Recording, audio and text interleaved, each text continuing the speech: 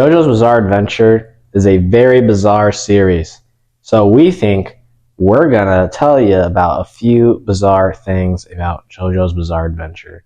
We're gonna do parts 1 through 6, anime only.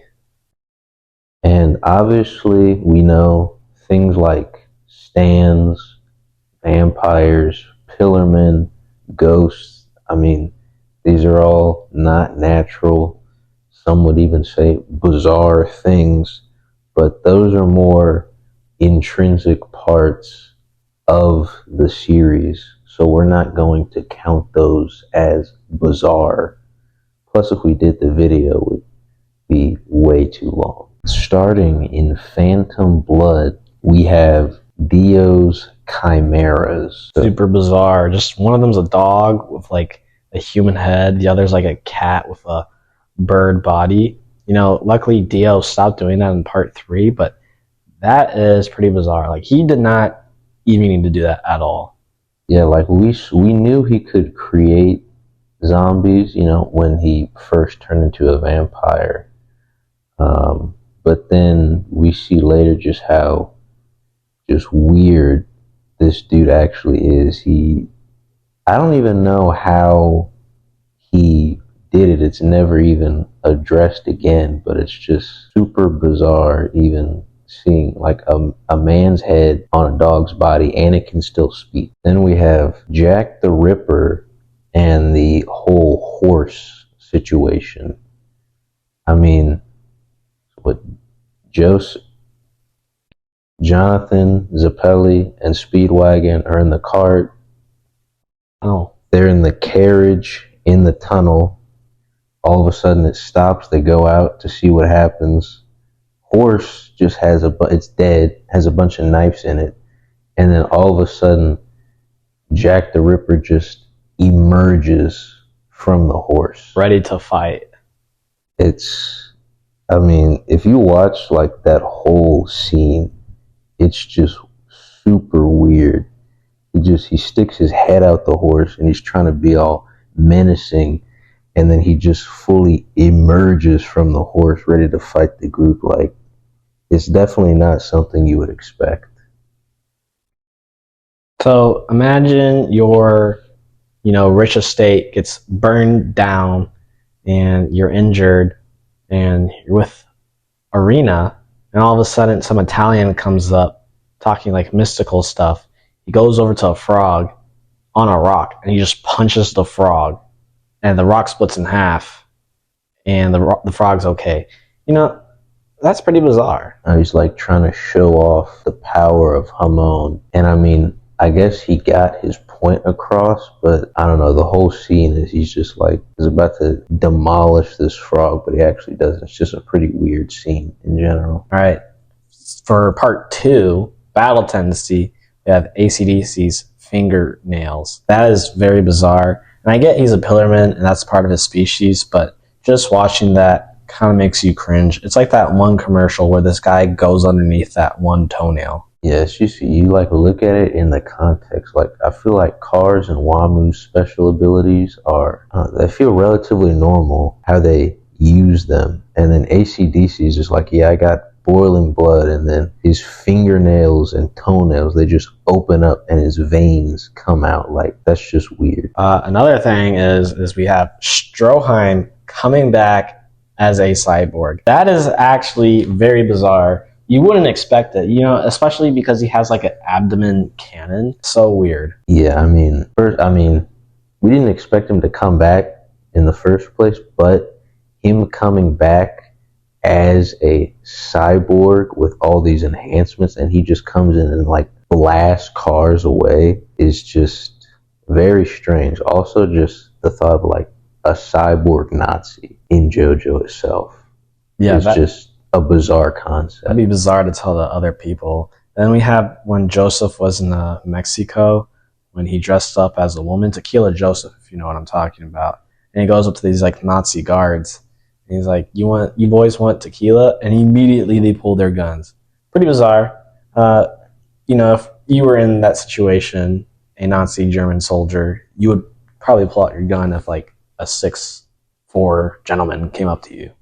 especially like in the context of going from part one with like super honorable, noble Jonathan, and then you go to Joseph, whose grand idea is to cross dress as a woman and offer Nazi guards tequila. Like, pretty bizarre if you ask me. And then we have cars and a squirrel hand. Really bizarre. It's like you are the ultimate life form. You can do whatever you want, but you want your hand to turn into a squirrel vampire just to tear through other people.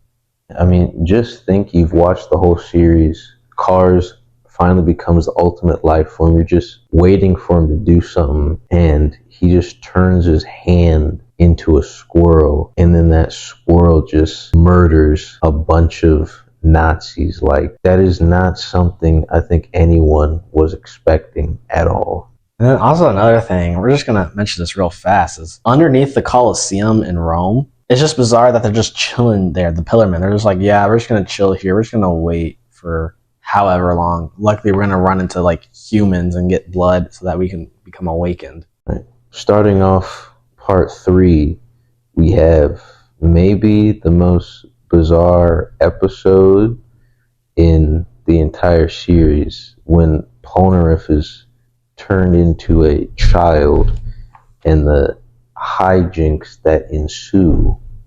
That whole episode is just pretty bizarre. You know, your stand ability is to turn, you know, someone who's grown into a child, and this child had to resort to like hiding in like what like a fish tank and all that, fighting like a grown man. Yeah, I think honestly the part that makes it the most bizarre is just the interactions with Alessi. Like, that dude is just, yeah, he's a weird guy. And then we have the Kakyoin eating like a cockroach and cherry, or licking the cherry. That is bizarre. Like, you even like when it was an imposter, you know, you would still say like, oh hey, that's odd, that's weird. Why are you doing that? And then also when he was like on the, I guess, the train with Jotaro, who wasn't an imposter, he literally was licking a cherry, and even Jotaro like looked at him with like disgust. Like, Jotaro punched his jaw off because he was like, why are you dude, this is too bizarre for me. I can't take it. And then also Dio, you know, he's from like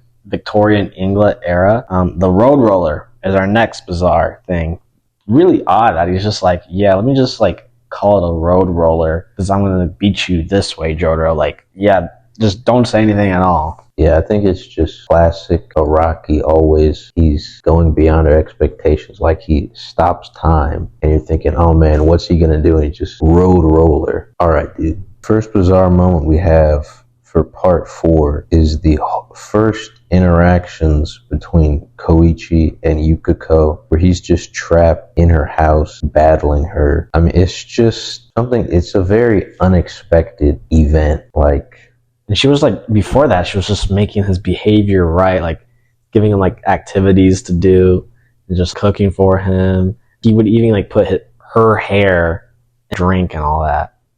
I mean, also just in the context of like going from part 3, where like every episode is like a serious battle, to like the death basically, and then first have a part 4 is more kind of slice of life, and then we have stuff like this, just a little bizarre. And then we have, of course, we have to mention Mikitaka, the supposed alien.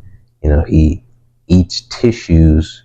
He's allergic to the sound of an ambulance. And maybe like... You can't really see stands either, too. Yeah, something like really bizarre is the stand arrow just bounces off of him, which we've never seen before or since.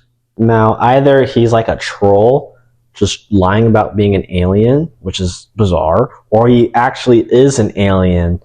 That's pretty bizarre. But either way, this dude is pretty strange. Probably, honestly, the most bizarre character in the series. And then, last but not least for part 4, it's the hand fetish with Kira. It's every instance of him and hands. Especially the one where he like puts, he's just like observing a sandwich, and he's like using like another like woman's hands that's like kind of rotting, and it goes through, and it gets the juices of the burger or sandwich gets on the hand, and he finally just puts it in his mouth, and he's like, good. Like, bro, imagine you're basically on the brink of death. You're defeated, and you grab a person's hands who's trying to help you, and you're like, man, when I was a kid and I saw a picture of the Mona Lisa, I got a boner.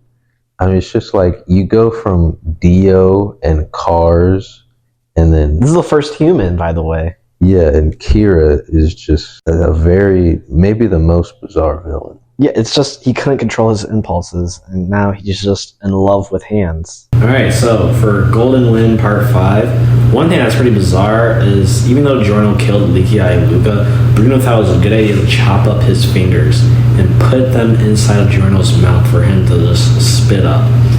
Super, super weird. And we also have the whole Bruno licking Giorno's face and saying that he can taste him being a liar. I mean, I feel like there's probably more normal ways you could go about finding out if people are liars, but I mean, Bruno chose the most bizarre method out of all of them. Then we have when Giorno finally joins the game and gets introduced to Abacchio. Like, who the hell thinks it's a great idea to just pee in a cup and then just offer it to someone? And for even Giorno just to drink it himself, like, I get he has the ability to just turn his tooth into like a jellyfish, but bro, he literally drank pee. That whole scene is just bizarre. He pees in a cup, Giorno drinks it, but then actually turned his tooth into a jellyfish, and it just absorbed everything. Like, just very weird scene. And then next we have like Doppio's existence, or Diavolo's existence. Like, when he was born with teeth. Babies aren't born with teeth. It's very freaky. And also, like, he put his mother like underneath like the floorboards. And like somehow they have this actual split personality. They're like two souls, and when they switch between each other, their entire bodies and voices are somehow able to change completely. Like, just an extremely bizarre character. And then next we have Chocolata and Secco's relationship. Like, he literally enjoys him getting like rubbed from Chocolata and him throwing to Secco sugar cubes. Really weird dynamic. Like, these guys are supposed to be kind of elite executioners of Diavolo's whole mafia group, and then we see they're just like two completely deranged guys who are just honestly probably the most bizarre characters in Part 5. Like, just all their interactions with each other, I mean, they just make you uncomfortable, to be honest. They're even like recording people like getting turned into mold. Like, bro, he's giving him sugar cubes and just calling him a good boy and rubbing his head. And dude, Secco's just like loving every minute of it. Alright, next for Stone Ocean. The most bizarre thing is Netflix. Come on, guys. Who thinks it's a good idea to just release batches? Come on. Like, what? We finished in January and then we have to like wait a year? Come on.